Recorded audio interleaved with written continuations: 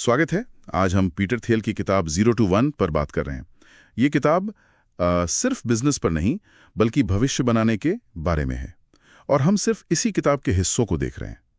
हमारा मकसद है यहाँ से वो ज़रूरी आइडियाज़ निकालना जो कुछ नया, कुछ हटके बनाने में मदद करें। तो शुरू करें। सबसे पहली बात जो थियल कहते हैं, और ये काफ़ी दिलचस्प है, कि हर सफल बिजनेस कुछ नया बनाकर 0 से 1 जाता है। नकल करना मतलब 1 से n जाना, वो तो कोई भी कर सकता है ना। अगला बिल गेट्स ऑपरेटिंग सिस्टम नहीं बनाने वाला। अब एक आइडिया जो थोड़ा अजीब लग सकता है शुरू में, मोनोपोली यानी एकाधिकार। आमतौर पर हम इसे खराब मानते हैं, पर थियल का तर्क है कि अगर आपको टिकाऊ वैल्यू बनानी है तो मोनोपोली जरूरी है। कंपटीशन तो प्रॉफिट को खत्म कर देता है। जरा सोचिए एयरलाइंस के बारे में। कितनी बड़ी इंडस्ट्री है, अरबों का टर्नओवर, लेकिन प्रॉफिट हर पैसेंजर पर देखो तो बहुत ही कम। 2012 में तो कुछ सेंट्स ही था। बिल्कुल सही कहा आपने। और इसकी तुलना गूगल से कीजिए। 2012 में ही गूगल ने एयरलाइन से शायद कम पैसा कमाया रेवेन्यू में, पर उनका जो मुनाफा था, प्रॉफिट मार्जिन, वो 100 गुना ज्यादा था। 100 गुना? हाँ। क्यों? क्योंकि सर्च में उनकी मोनोपोली है, उनका एकाधिकार है। थियल यही कहते हैं कि हर महान बिजनेस असल में एक तरह की मोनोपोली ही होती है, भले ही वो खुलकर ये ना कहें।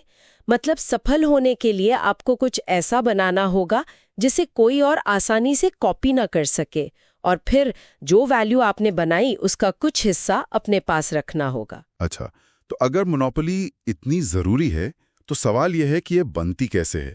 थियल इसके लिए सीक्रेट या रहस्य की बात करते हैं, एक ऐसा जरूरी सच जिसे बहुत कम लोग जानते हैं या मानते हैं। हाँ बिल्कुल।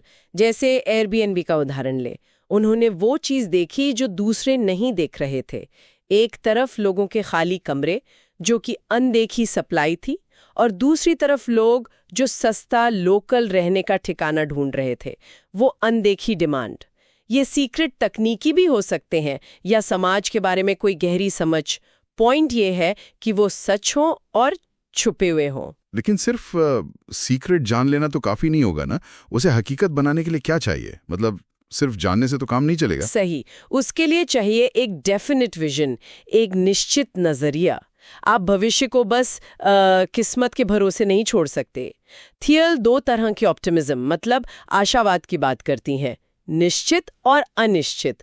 अनिश्चित आशावादी सोचते हैं कि हाँ, चीजें बेहतर होंगी, पर कैसे ये नहीं पता। दूसरी तरफ निश्चित आशावादी भविष्य के लिए बाकायदा प्लान बनाते हैं, जैसे स्टीव जॉब्स और एप्पल। बिल्कुल। उनके पास सालों का प्लान होता था, एक साफ योजना। भले ही वो पूरी तरह सही ना निकले, वो हमेशा एक धुंधली सी उम्मीद से बेहतर है कि सब ठीक हो जाएगा। अब एक और नियम जो थियल बताते हैं, और ये भी काफी सोचने वाला है, पावर लॉ या शक्ति का नियम। ये कुछ 80-20 जैसा है, पर शायद उससे भी ज्यादा एक्सट्रीम। वो कहते हैं कि वेंचर कैपिटल में कुछ ही कंपनियां, मतलब मुट्ठी भर कंपनियां, पूरे फंड का रिटर्न ले आती हैं। एकदम सही।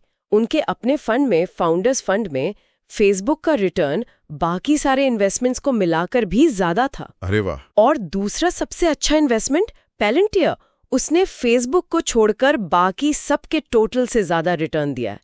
इसका मतलब यह है कि कुछ चीजें बाकियों से कहीं कहीं ज्यादा महत्वपूर्ण होती हैं, चाहे वो आपका इन्वेस्टमेंट हो या बिजनेस की कोई स्ट्रैटेजी या फिर करियर का चुनाव। हाँ, इसीलिए वो ये भी कहते हैं कि कभी-कभी किसी तेजी से बढ़ती हुई कंपनी में शामिल होना शायद अपनी कंपनी शुरू करने से भी बेहतर हो सकता है। बिल्कुल, फोकस करना बहुत जरूरी है उन सबसे महत्वपूर्ण चीजों पर। और ये फोकस वाली बात सिर्फ निवेश या रणनीति पर नहीं, बल्कि कंपनी की नींव मतलब फाउंडेशंस पर भी लागू होती है।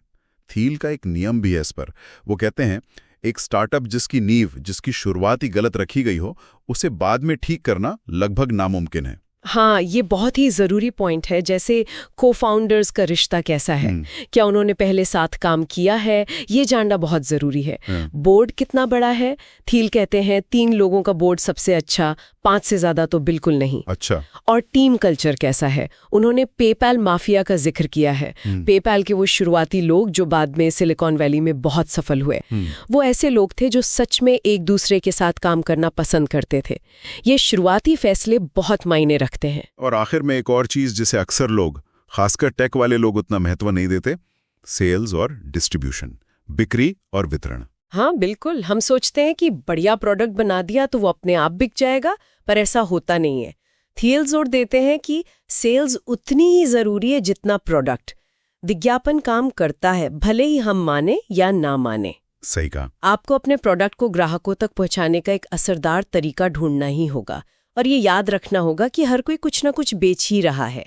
अगर आपको लगता है कि आपकी टीम में कोई सेल्स वाला नहीं है, तो शायद आप खुद ही वो सेल्स पर्सन है। तो संक्षेप में देखें तो 0 to 1 से हमने कुछ मुख्य बातें समझी। पहला, नकल नहीं, नया बनाना है, 0 से 1। दूसरा, लंबे समय तक टिकने के लिए मोनोपोली जरूरी है। तीसरा, अनदेखे रहस्यों को खोजना। चौथा, भविष्य के लिए एक निश्चित योजना, एक डेफिनेट विजन रखना। पांचवां, पावर लॉ को समझना और सबसे जरूरी चीजों पर फोकस करना।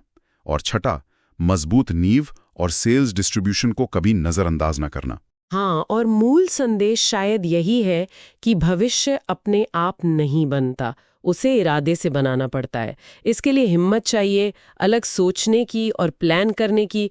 नकल करना आसान है, वो आपको शायद आज में टिकाए रखेगा, पर भविष्य तो 0 से 1 जाकर ही बनेगा। बिल्कुल। तो आज की बातचीत को यहीं रोकते हैं, लेकिन श्रोताओं के लिए सोचने को एक सवाल छोड़ जाते हैं। आपके अपने काम के क्षेत्र में या जिसमें भी आपकी रुचि है, ऐसा कौन सा महत्वपूर्ण सच या अवसर है जिसे ज्यादातर लोग देख नहीं पा रहे हैं, अनदेखा कर रहे हैं? वो कौन सा रहस्य है जो शायद आपके लिए 0 से 1 तक का दरवाजा खोल सकता है? सोचिएगा जरूर।